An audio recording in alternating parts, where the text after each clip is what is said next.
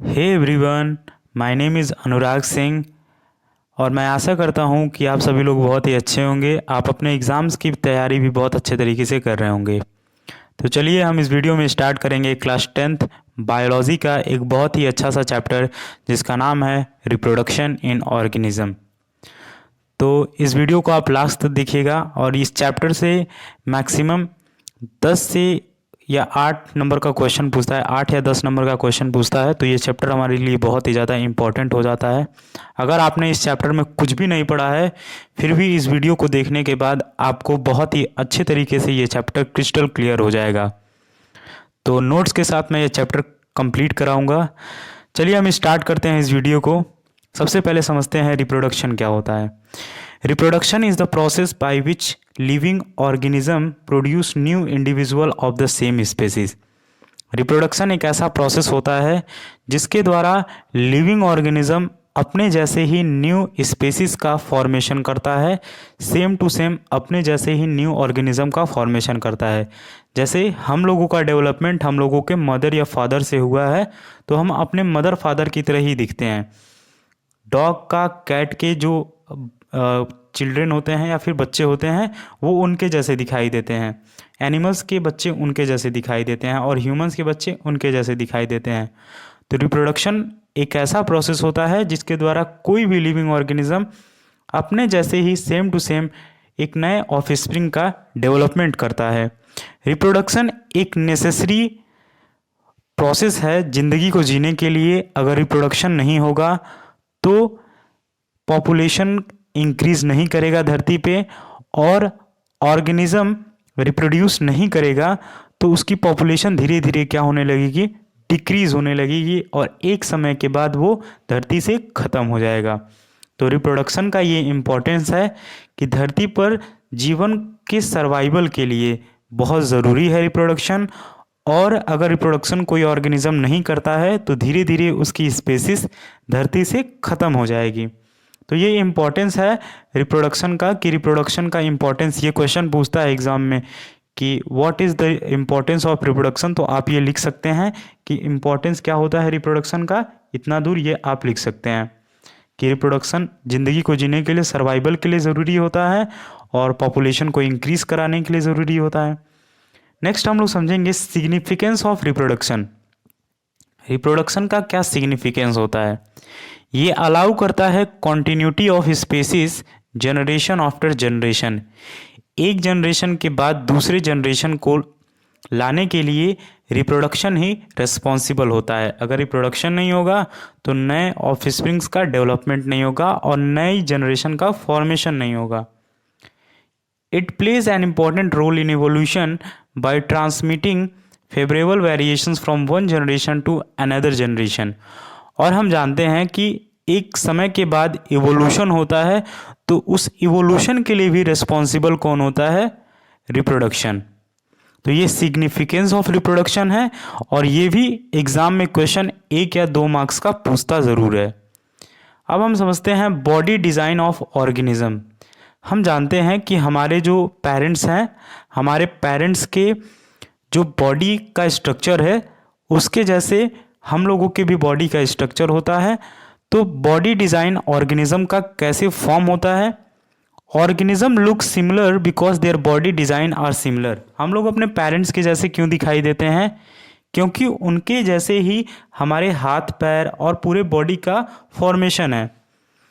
तो ये कैसे होता है। Reproduction at its most basic level involves making copy of the blueprint of body design. Reproduction जब स्टार्ट होना रहता है तो हम जानते हैं कि सेल का डिवीज़न होता है। सबसे पहले सेल का डिवीज़न होता है बेसिक लेवल पे। तो उस टाइम पे सेल के अंदर जो क्रोमोसोम्स होते हैं उन क्रोमोसोम्स में या फिर डीएनए का क्या होता है, कॉपी होता है। एक क्रोमोसोम से 2 क्रोमोसोम्स का फॉर्मेशन होता है, वो पेयर का फॉर्मेशन करते हैं। तो सबसे पहले ब्लूप्रिंट बनती है बॉडी के डिज़ाइन का। उसके बाद दूसरा प्रोसेस ये है कि DNA in the cell nucleus is the information source for making protein and different proteins lead to different body design.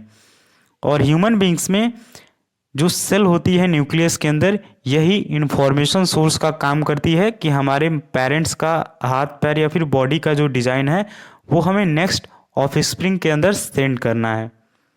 Third point है, a basic level of reproduction is creation of DNA copy.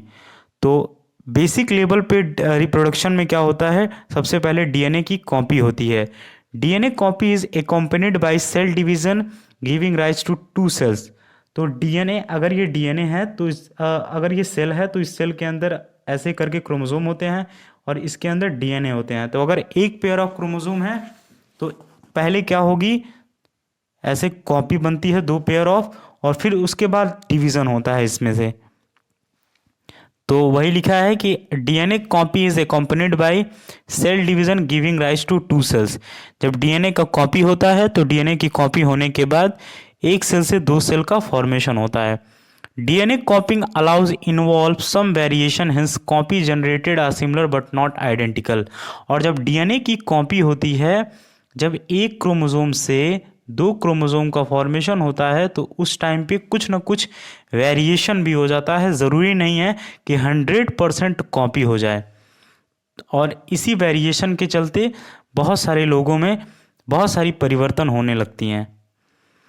DNA copy involve some variation since DNA copy are generated but not identical. हम लोग थोड़े बहुत तो अपने parents से very करते हैं, जरूरी नहीं है कि हम 100% हमारे बॉडी हमारे पेरेंट के जैसे हो जाए। ये क्यों होता है, क्योंकि जब डीएनए का कॉपी होता है तो कुछ ना कुछ एरर हो जाता है और जिसकी वजह से वेरिएशन हो जाती है। This tendency of variation during reproduction leads to evolution. और यही वेरिएशन क्या करता है, इवोल्यूशन को कराता है। धीरे धीरे जो थोड़े थोड़े इवोल्यूशन में ये जो वेरिएशन होते हैं वो एक्यूमुलेट होकर और इन लास्ट रिप्रोडक्शन कराने में मदद करते हैं। इम्पॉर्टेंस ऑफ वेरिएशन, वेरिएशन का इम्पोर्टेंस क्यों, वेरिएशन जरूरी है। DNA copying during reproduction is important for maintaining the body design of different organism to survive in the existing environment. DNA का कॉपी होना इसलिए ज़रूरी है क्योंकि अगर डीएनए का कॉपी नहीं होगा तो हमारे आसपास जो वातावरण में परिवर्तन होता रहता है उसमें कोई भी लिविंग ऑर्गेनिज्म सर्वाइव नहीं कर पाएगा। इसीलिए डीएनए का कॉपी होना बहुत ज़रूरी है। But the environment is constantly changing due to changes in temperature, climate, water level, etc. If organisms cannot adjust themselves to the changes in the environment, then their species will be extinct. और अगर organism अपने body में परिवर्तन नहीं करेगा तो वो क्या करेगा, सर्वाइव नहीं करा पाएगा। जैसे कि अगर हमारे आसपास वातावरण में बहुत ज़्यादा गर्मी बढ़ जाए और कोई ऑर्गेनिज्म है, कोई एल्गी है या फिर कोई भी माइक्रोस्कोपिक ऑर्गेनिज्म है, वो अगर अपने बॉडी के अंदर चेंज नहीं लाएगा तो वो सर्वाइव नहीं कर पाएगा। तो इसके लिए भी डीएनए की कॉपिंग होना बहुत ज़रूरी है, चाहे वो मल्टी सेलुलर ऑर्गेनिज्म हो चाहे वो यूनिसेलुलर ऑर्गेनिजम्स हो। नेक्स्ट है, if there are variation in some individuals of species they may be able to survive in the changes environment.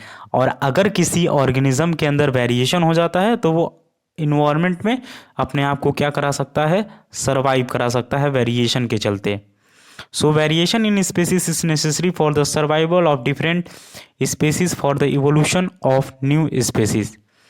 इसीलिए वेरिएशन जो होता है वो इवोल्यूशन के लिए ज़रूरी है। तो यहाँ तक हम लोगों ने पढ़ लिया। अब हम लोग नेक्स्ट क्लास में पढ़ेंगे टाइप्स ऑफ रिप्रोडक्शन, कि रिप्रोडक्शन का टाइप क्या होता है, और फिर उसके बाद हम लोग पढ़ेंगे एसेक्सुअल रिप्रोडक्शन और सेक्सुअल रिप्रोडक्शन। तो ऐसे मैं नोट्स भी कंप्लीट कराता रहूँगा आपको। आई होप आपको इतनी बातें समझ में आई होंगी।